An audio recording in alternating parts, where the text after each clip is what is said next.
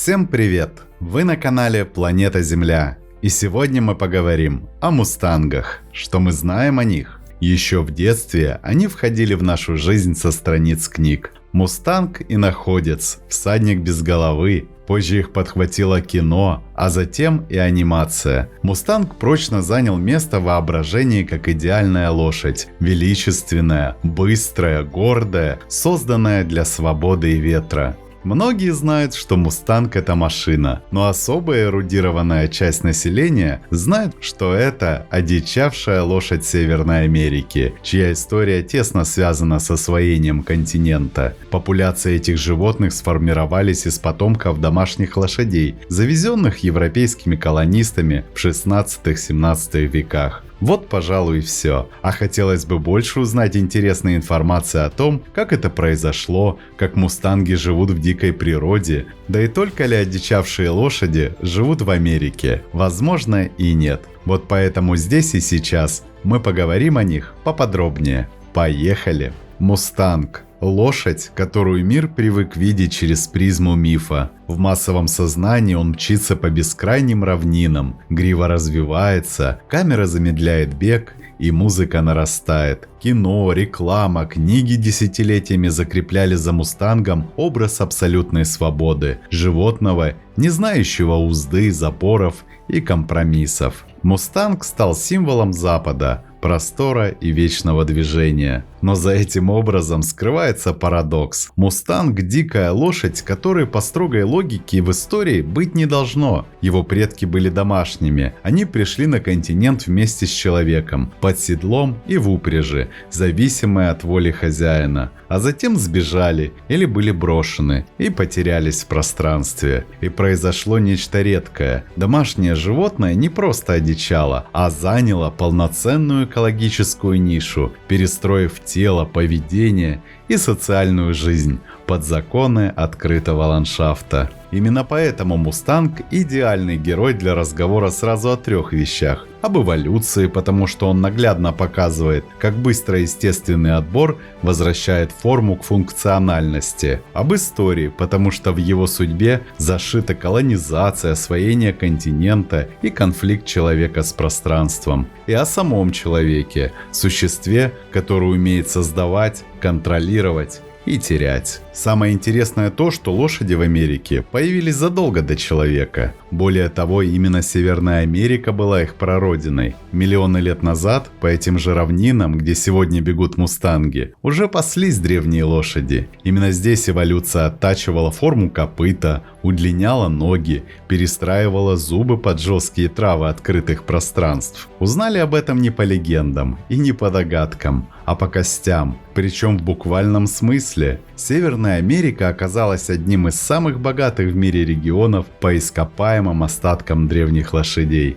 В слоях пород находят тысячи скелетов и отдельных костей древних лошадей. С помощью радиометрического датирования возраст костей определяется с высокой точностью. Эти даты на десятки тысяч лет старше любых следов человека на континенте. Самые ранние формы – маленькие лесные животные с несколькими пальцами на ногах. С каждым геологическим слоем они становятся крупнее, ноги удлиняются, пальцы редуцируются до одного копыта. И это не разрозненные находки, а непрерывная цепочка форм. Редкий случай, когда эволюция видна почти покадрово. Также находили множество зубов. Зубная эмаль – надежный архив. По ее форме и износу ясно, чем питалось животное. У древних американских лошадей зубы постепенно переключаются с мягкой лесной растительности на жесткие степные травы. Это совпадает с расширением прерий и похолоданием климата. Лошадь менялась вместе с ландшафтом. Да и обширная география находок.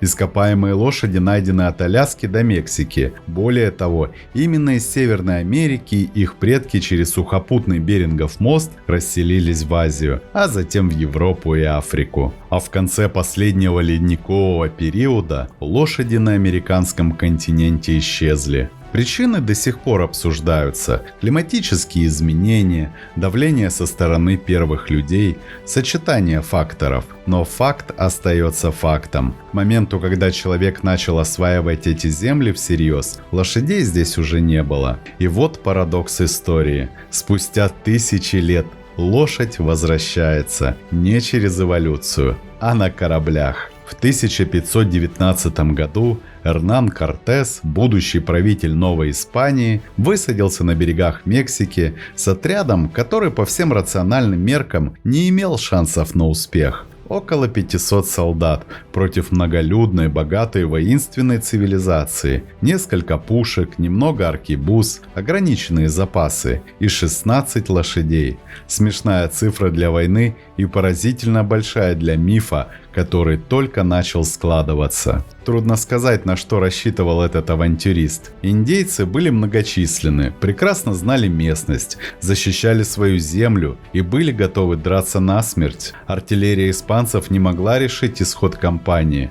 Огнестрельное оружие было медленным и ненадежным. Возможно, Кортес ставил на психологию. Возможно, на страх, возможно, на то, чего его противники никогда не видели. А о роли лошадей мы знаем благодаря Берналь Диас дель Кастильо, летописцу походов Кортеса. Он пишет о лошадях постоянно, с почти трогательной внимательностью, подробно описывая каждую ее масть, характер, судьбу. И именно он произносит фразу, не оставляющую сомнений: «Если бы не лошади, мы бы погибли». И это не преувеличение. Уже в первых столкновениях, когда силы индейцев многократно превосходили испанцев, появление всадников ломало ход боя. Лошади вызывали панику. Люди бросали оружие и разбегались. Не от раны, не от пушек, а от ужаса. Кони и человек казались единым существом. Быстрым, высоким, неуязвимым. Так повторялось снова и снова. Лошадь становилась не просто средством передвижения, а оружием страха. С их помощью была взята Теночтитлан, будущий Мехико. И в 1521 году было завершено покорение страны. Поначалу индейцы действительно верили, что всадник и конь – единое сверхъестественное существо, но страх быстро уступает место опыту. Очень скоро вожди поняли – конь смертен. Когда в одном из боев под испанцем была убита лошадь, индейцы стремились захватить именно ее тело. Мертвого коня возили по окрестным городам как доказательство. Это не бог и не чудовище, а обычное живое существо, и бояться его не нужно. Однако на этом история только начиналась. Сражения еще не закончились. Города ацтеков и инков лежали в руинах, а лошади уже уходили без людей. Потеряв всадников, они убегали в прерии, степи Техаса, к большим пространствам. Там они дичали, объединялись в табуны, учились выживать без человека. Конечно, лошади, брошенные конкистадорами, были лишь частью истории. Мустанги – потомки не одной волны, а целого потока. Англичане, французы, голландцы и другие европейцы, вступившие в борьбу за новый свет, привозили с собой собственных лошадей. Одни терялись в пути, другие оставались без хозяев в боях или во время индейских набегов. Так прерии постепенно наполнялись животными самого разного происхождения. Это подтвердили и генетические исследования. В 1990-е годы английские и немецкие ученые проанализировали митохондриальную ДНК мустангов и выяснили, лишь часть из них связана с сибирийской породой. У других материнские линии не находили аналогов среди традиционных европейских пород. Их предки, вероятно, происходили из регионов за пределами Европы. Мустанг оказался генетической мозаикой. При свободном скрещивании множества неродственных линий логично ожидать огромного разнообразия, и оно действительно есть. Мустанги бывают разного роста, сложения и любой масти, но вопреки ожиданиям они не вернулись к дикому типу внешности. В отличие от тарпанов или лошади Пржевальского, мустанги сохранили стройное тело, длинную шею и мягкую падающую гриву. Похожие изменения, внесенные человеческой селекцией, оказались необратимыми.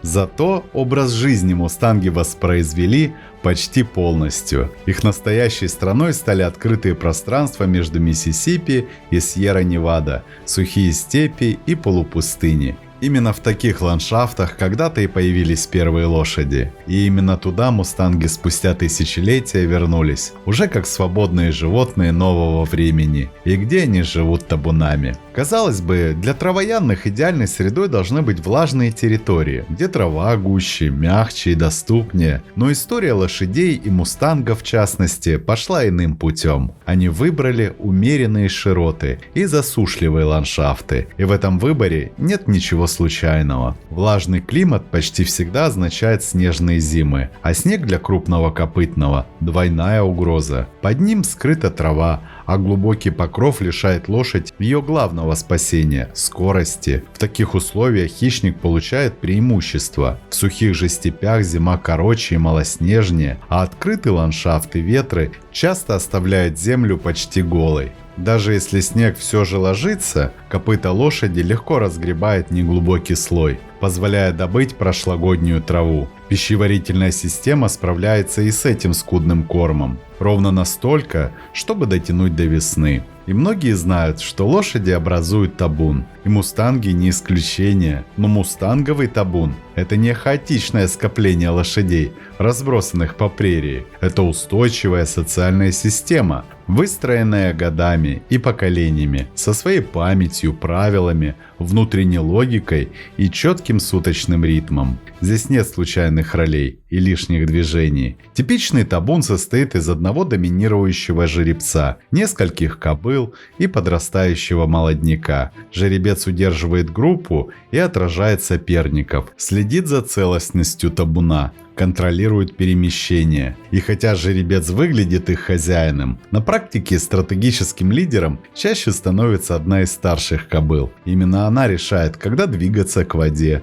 менять пастбище или маршрут. Молодые самцы со временем покидают родной табун и объединяются в холостяцкие группы. Это школа будущих лидеров. Здесь оттачиваются конфликты, формируются союзы, проверяется выдержка и умение читать силу противника. Общение внутри табуна почти полностью невербальное. Положение ушей, шеи, хвоста, дистанция, направление движения, короткие звуки или фырканье, запахи – все имеет значение. И со стороны кажется, что просто кони ходят. На деле же это непрерывная дипломатия. Кто уступил дорогу, кто настоял, кто был остановлен одним лишь взглядом, а кто-то отступил на полкорпуса. А день мустангового табуна начинается еще до рассвета, в тот час, когда пустыня или полупустынная степь кажется неподвижной и пустой. На самом деле жизнь уже идет, просто без суеты и резких движений. Лошади стоят, дремлют, меняют опорную ногу, едва заметно поворачивают уши, улавливая пространство. Табун никогда не погружается в сон полностью. Пока одни лошади отдыхают, другие остаются настороже. Для крупного травоядного открытых пространств безопасность создается не стенами и укрытиями, а вниманием, обзором и правильно выдержанной дистанцией. С первыми лучами солнца табун полностью просыпается. Жеребец проходит вдоль группы, проверяет границы, кобылы сближаются с жеребятами, молодняк тянется за взрослыми. Пасьба начинается сразу, но она нетороплива, и мустанги редко стоят на одном месте. Они едят, двигаясь, выбирая траву, переходя с пятно на пятно, не выстригая участок до голой земли. Такой способ кормления – важная часть выживания в бедных экосистемах, где каждый квадратный метр должен восстановиться. В утренние часы табун проходит наибольшее расстояние. Именно в это время проявляется реальное распределение ролей.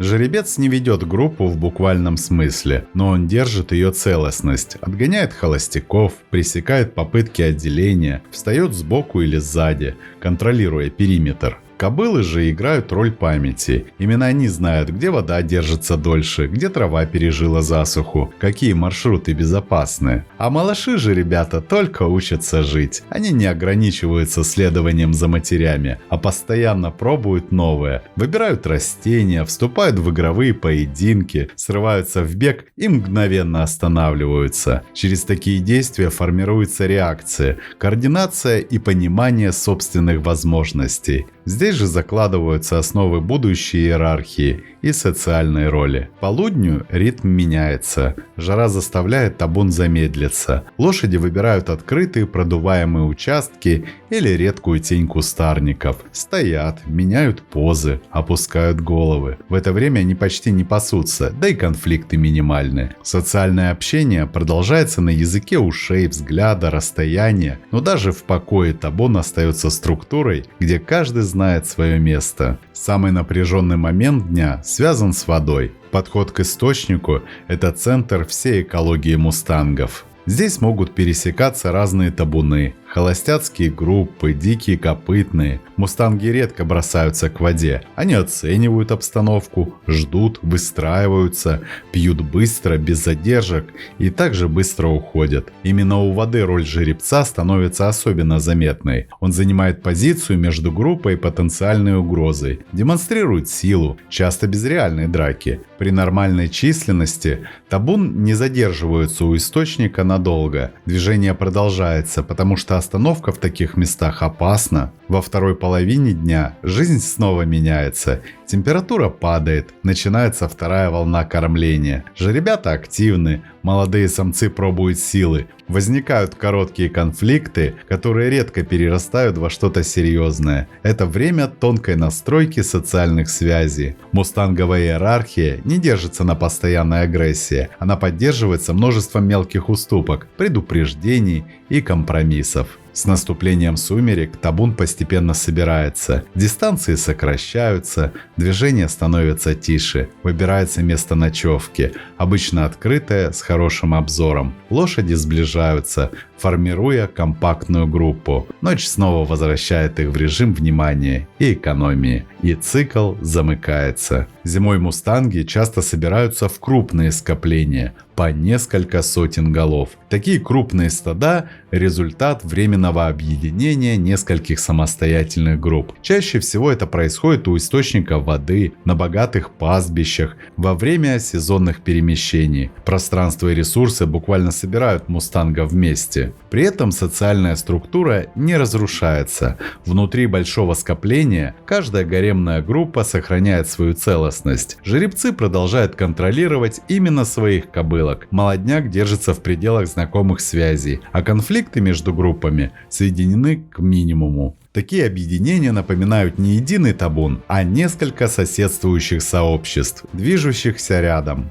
Но с приближением весны эта временная община начинает распадаться. Жеребцы вступают в период напряженной конкуренции, формируя семейные табуны. Они стремятся удержать прошлогодних кобыл, привлечь новых и не допустить посягательства соперников. Весенние турниры жеребцов – зрелище жесткое, но строго регламентированное. Укусы, удары копытами, силовая борьба корпусами, схватки шеями. Весь арсенал используется, пока один из соперников не уступит. Часто достаточно угрожающей позы, чтобы конфликт был исчерпан без боя. В итоге кобылы распределяются между победителями, а проигравшие, молодые или ослабевшие, уходят на периферию. Так формируются устойчивые семейные группы. По завершении гона у мустангов наступает период рождения жеребят. В отличие от многих других копытных, кобылы рожают не стоя, а лежа на боку. Жеребенок появляется на свет зрячим, покрытым шерстью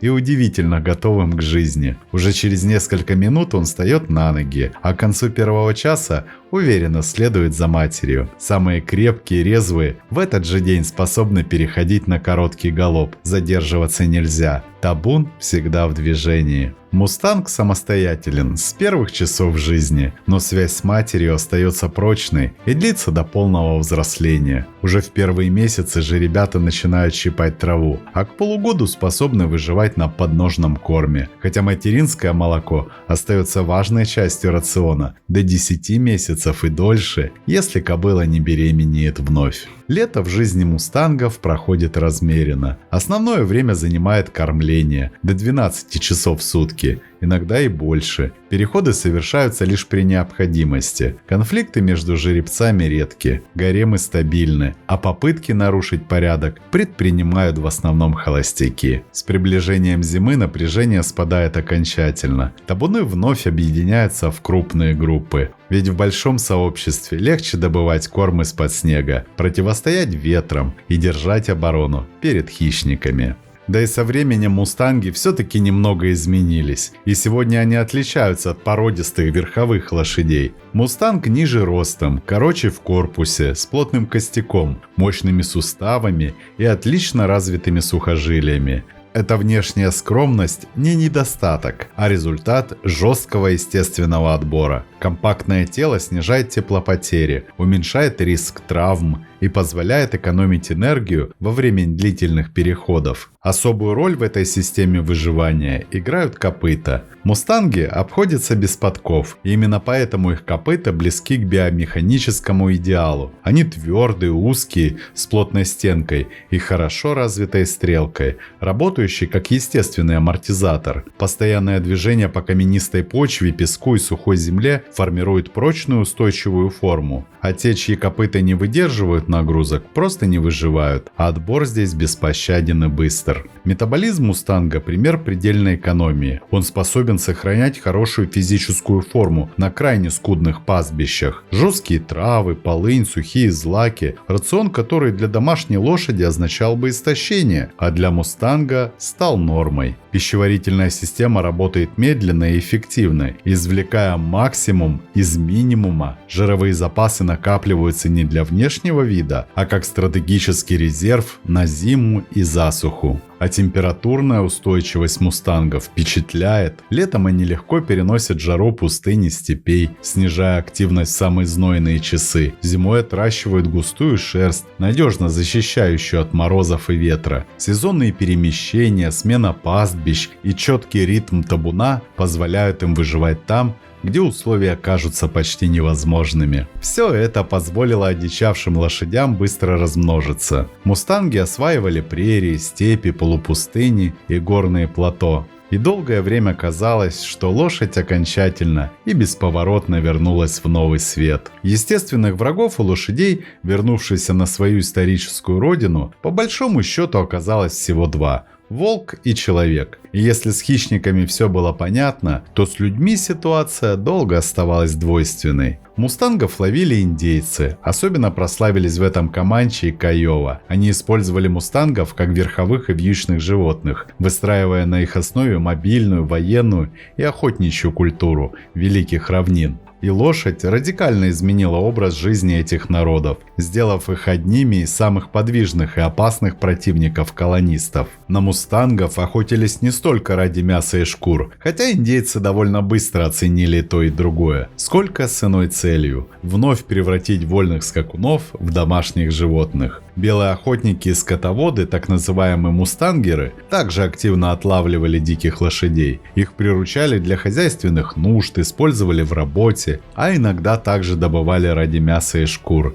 И так продолжалось довольно долго, но все изменилось стремительно. За несколько десятилетий стало ясно, свободные земли американского запада закончились. Мустанг из ресурса превратился в конкурента. В начале 20 века, по оценкам зоологов, в Северной Америке насчитывалось около 2 миллионов мустангов. Мустанги постепенно превратились в помеху для фермеров и скотоводов, и за это они были приговорены. Их начали уничтожать всеми возможными способами. Уже к 1926 году их стало вдвое меньше, а к 1970 на всей территории США осталось около 17 тысяч. С начала прошлого века появились фирмы, скупавшие лошадей на мясо для производства консервов для собак и кошек. Других перерабатывали в удобрения и костную муку. Методы охоты были варварскими. Табуны загоняли автомобилями, расстреливали с самолетов и вертолетов.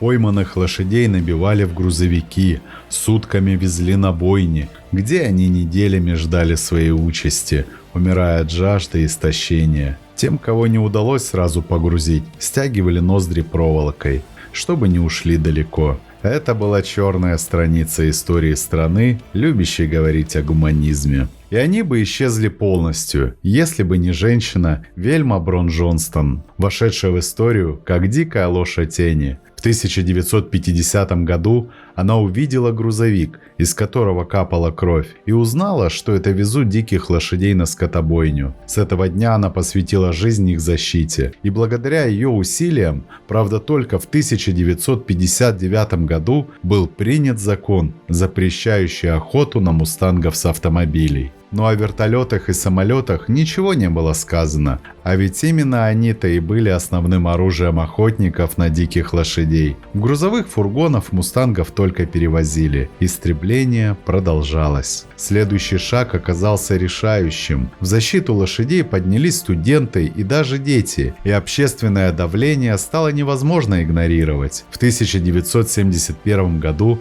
был принят закон об охране диких лошадей, официально признавших мустангов историческим символом Соединенных Штатов и взявший их под государственную защиту. Мустангов пересчитали, закрепили за ними охраняемые территории. Мустангов удалось сохранить. Они выжили. Сейчас в США мустанги охраняются даже на частных землях. Нарушителю закона грозит большой штраф и тюремное заключение. Сегодня большинство экологов рассматривают мустангов как уникальный генетический резерв, живой банк крови старых пород Старого Света и качеств, выкованных в суровой школе свободы. И это, пожалуй, лучшая точка в истории, которая могла закончиться иначе. Но самое интересное, что аналогичные устойчивые популяции одичавших лошадей существует не только в Северной Америке. Там, где человеку однажды удалось утратить контроль, а ландшафт оказался достаточно просторным и жестким, лошадь снова проходила один и тот же путь – от домашнего животного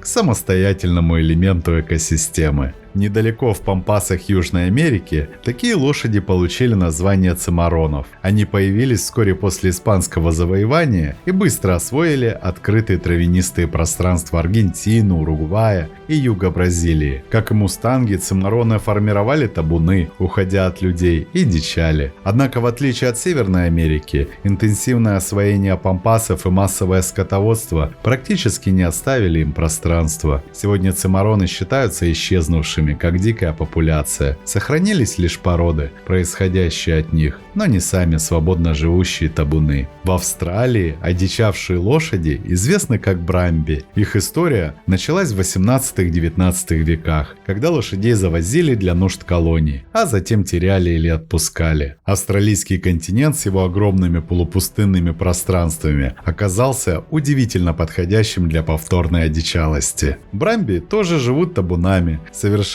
дальние переходы к воде и демонстрируют те же закономерности отбора, что и мустанги. Сегодня они остаются, правда, предметом острых споров. Для одних это символ внутренней Австралии, а для других инвазивный вид, оказывающий давление на хрупкие экосистемы. Особый случай лошади Камарго на средиземноморском побережье Франции в дельте реки Роны. Эти белые невысокие лошади обитают в болотистой дельте Роны и часто воспринимаются как полудикие. Формально они находятся под контролем человека, но живут табунами, большую часть времени проводя без прямого вмешательства. Камаргские лошади – пример промежуточного состояния между дикой и культурной формой, где традиционное скотоводство сохраняет элементы естественной экологии. В последние десятилетия устойчивые группы одичавших лошадей появляются на юге России, в степных и полупустынных регионах. Их численность пока невелика, но сами процессы узнаваемые.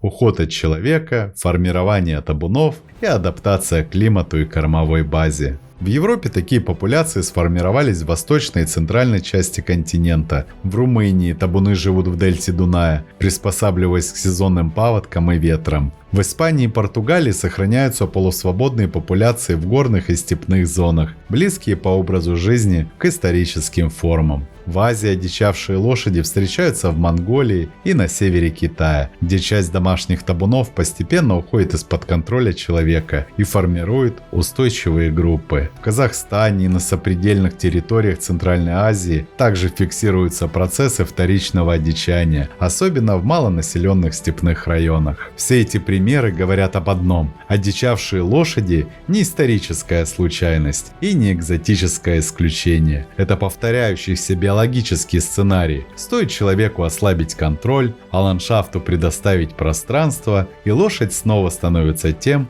кем была миллионы лет назад: подвижным, социальным травоядным, живущим по законам дикой природы. Мустанг не легенда и не ошибка природы. Это пример того, насколько быстро домашнее животное способно вновь встроиться в дикую систему, и одновременно показатель того, насколько уязвима эта система в мире, где каждый источник воды, каждый участок земли и каждое человеческое решение имеют последствия. И скорее всего, в этом рассказе нет нужды перечислять достоинства лошади или сравнивать диких и домашних. И та, и другая одно и то же существо, связанное с человеком дольше и глубже большинства других животных. Лошадь была средством передвижения, оружием, помощником в труде, спутником в пути и в истории человечества. После собаки, а в некоторых эпохах и раньше нее, это самое близкое человеку животное. И именно поэтому история мустанга